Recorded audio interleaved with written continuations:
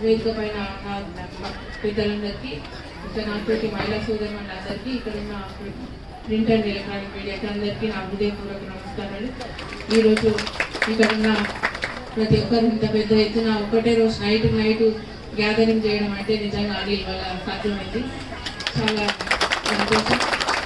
ఇట్లనే అందరూ ఆయన ఇన్స్పిరేషన్తో నిజంగా మనమందరం ఇట్లా నడుచుకుంటే నిజంగా చాలా హై మెజారిటీ వస్తుంది.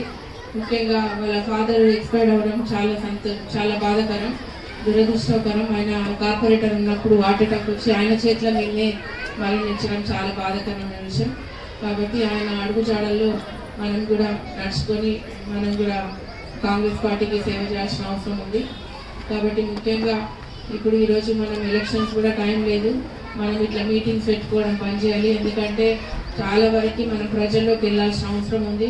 ఇంకా ప్రజల్లోకి వెళ్ళి మన పథకాలన్నీ మన ముఖ్యమంత్రి గారు చేపట్టిన 6 గ్యారెంటీల పథకాలు ఒకటి, ఇంకా పాంచినాయి 5 గ్యారెంటీలు 5 పథకాలు పాంచినాయి, ఇవి కూడా ప్రజల్లోకి తీసుకెళ్ళాలి. ముఖ్యంగా నేను మహిళలు ఒకటే కోరుతున్నాను, షార్ట్ కట్ ఏంటంటే మనం మహిళా ఓట్స్ అన్నీ మనకే పడేటట్టు చూడాలి. మహిళలు చట్టసభల్లోకి రాలేదు, వచ్చిన అవకాశాన్ని మన మహిళలు ప్రతి ఒక్కరు ఇంటింటికి